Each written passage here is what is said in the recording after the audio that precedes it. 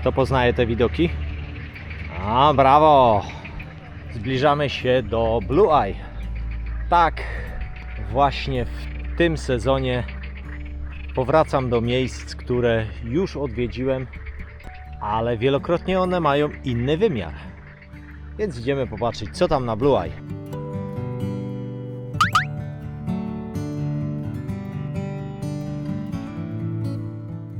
Na Blue Eye, moi drodzy, można sobie podjechać taką ciufą 300 leków w jedną stronę.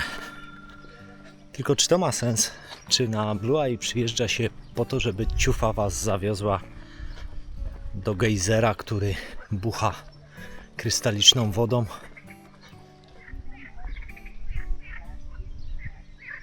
Tracicie wtedy takie doznania. Te kaczuchy i to wszystko fajne, gdyby nie te Niemcy, które tam szły. Ale oni przejdą i dalej będzie można się wsłuchiwać w przyrodę.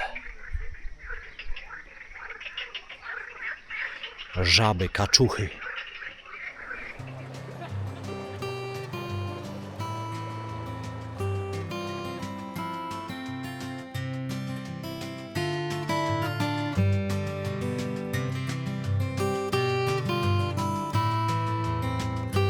Blue Eye świetnie wygląda, jak jest ładna pogoda. Powiem wam, za moment odpalam drona i czekam na waszą opinię, jak wam się to podoba. Nie tylko z dołu, tak jak teraz nagrywam, ale i z góry. Czekam na waszą opinię, na wasze zdanie. Blue Eye, czyli po albańsku Syrii i Kalter, to jedno z najbardziej niezwykłych miejsc w całym kraju. To naturalne źródło krasowe, którego głębokość do dziś nie została dokładnie zmierzona. Nurkowie zeszli na ponad 50 metrów, ale dna wciąż nie znaleziono. Temperatura wody utrzymuje się tu przez cały rok na poziomie około 10 stopni Celsjusza. Źródło wyrzuca ogromne ilości wody z podziemnych jaskiń, tworząc intensywny, błękitno-turkusowy kolor, od którego wzięła się jego nazwa. W czasach komunizmu miejsce to było niedostępne dla turystów i ściśle chronione. Dziś Blue Eye jest jednym z symboli Albanii i obowiązkowym punktem na trasie każdego podróżnika.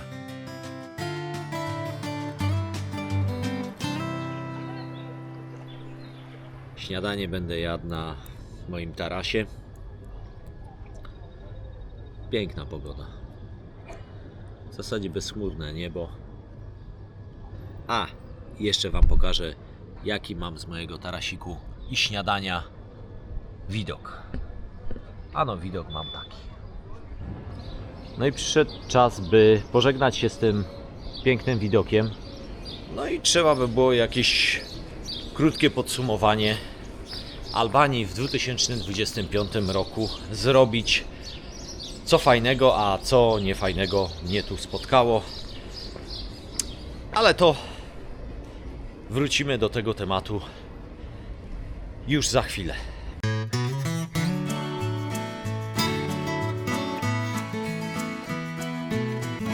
Moi drodzy, zaczęliśmy tę podróż po Albanii w Golem i zakończymy ją w Golem.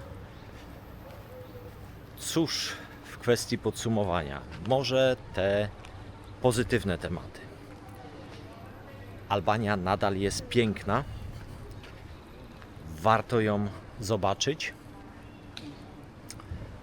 I pięknieje, jeśli chodzi o drogi, o hotele. No i ci starzy Albańczycy nadal uprzejmi gdzieś poza miejscami turystycznymi, gdzie jest rodzinny biznes, tam to wszystko hula, gra i jest serdeczność albańska. Moje zauroczenie Albanią rozpoczęło się od tego hotelu, Hotel Grind. Wtedy jeszcze nie było basenu. Mniej więcej wyglądał tak samo, ale nie było basenu, a Droga ta nie była asfaltowa, tylko przez ten lasek była taka dziurawa, nawet nie szutrowa, taka byle jaka. No teraz widzicie, zupełnie to inaczej wygląda. Ja co roku powracam do Albanii, bo Albania nadal mi się podoba. Przejdźmy może teraz, jak tak optymistycznie zacząłem, przejdźmy do tych kwestii negatywnych, które niestety w tym roku bardzo mocno można dostrzec, a ja również doświadczyłem. Przede wszystkim, moi drodzy, Albania już nie jest tania. I to głośno trzeba powiedzieć. Zacierają się te różnice cenowe między Unią Europejską a poza Unią, gdzie między innymi poza Unią Albania się znajduje. Ona dąży do Unii. Czy to jest dobre? Nie mi to oceniać. Naprawdę trzeba dużo wysiłku, żeby coś taniego, jeśli chodzi o hotel, znaleźć, restaurację. To już nie jest takie proste przed sezonem, a w sezonie to już jest porównywalne ceny do Ibizy, Majorki, jeśli chodzi o hotele. I nie piszcie mi, że tak nie jest, bo zobaczcie sobie filmy. Nagrywam, jeżdżę rok do roku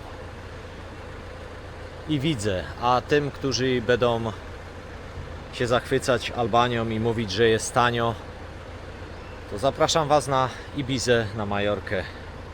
Tam też jest tanio w Waszym wymiarze. Jeśli chodzi zaś o restauracje, to te ceny są odrobinę niższe, ale trzeba uważać między innymi na to, czy są ceny podane. Oni czasami podają tylko dania, napojów już nie podają i wtedy możecie być zaskoczeni, że za kawę, za herbatę zapłacicie 250 leka, czyli około 10 zł.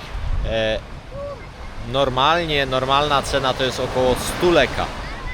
To i tak jest drożej niż w ubiegłym roku czy 2 lata temu. Kolejnym minusem to przeświadczenie oczywiście części Albańczyków, że Albania to już jest takie miejsce turystyczne, że za każde pieniądze tutaj przyjadą turyści. Doświadczyłem tego dwukrotnie. Sformułowaniem nawet takim, że jeżeli nie masz pieniędzy, to nie przyjeżdżaj do Albanii. Smutne. Moi drodzy, smutne. Więc to jest ostatni dzwonek przed sezonem lub po sezonie w tym roku, żeby jeszcze odwiedzić Albanię, ponieważ moim zdaniem tania Albania się skończyła.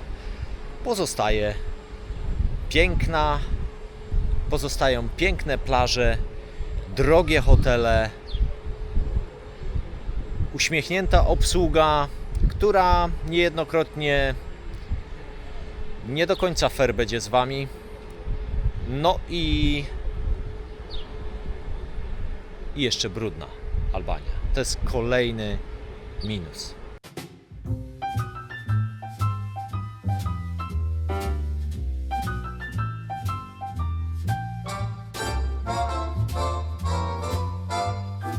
Moi drodzy, żeby nie było, że tylko jem mięso albo sałatkę grecką, proszę bardzo. Tym razem takie pierogi. W karcie to było jako ravioli ze szpinakiem. Smakuje wyśmienicie. Długo na to czekałem, więc podejrzewam, że to lepili.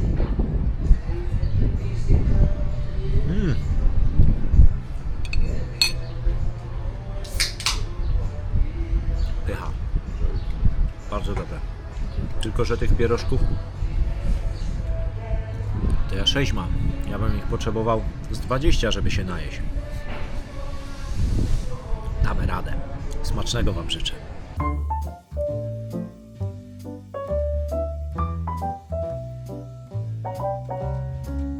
Restauracja z pysznym jedzeniem. Aroma Bay. Aroma Bay restaurant.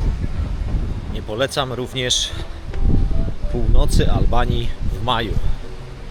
Czyli myślę tutaj o Durrës, Golem, Spile. Jest chłodno. No i wietrznie.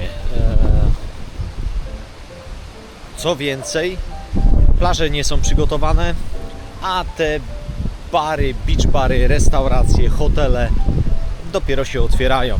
Więc to jest taki start po zimie. Słuchajcie, odstawiam furę, zdanie auta odbyło się. Wszystko pan wziął z samochodu? Tak, wszystko wziąłem. Dziękuję, do miłego zobaczenia. To jest bardzo pozytywne właśnie w tej wypożyczalni. Jeżeli chcecie namiar, piszcie, to wam podpowiem, gdzie to znaleźć. Parkingu ani w jedną, ani w drugą stronę wy nie opłacacie. Opłaca to wypożyczalnia. To też jest super. W Albanii uważajcie na naciągaczy. Oni widzą, kiedy wy przyjeżdżacie świeży.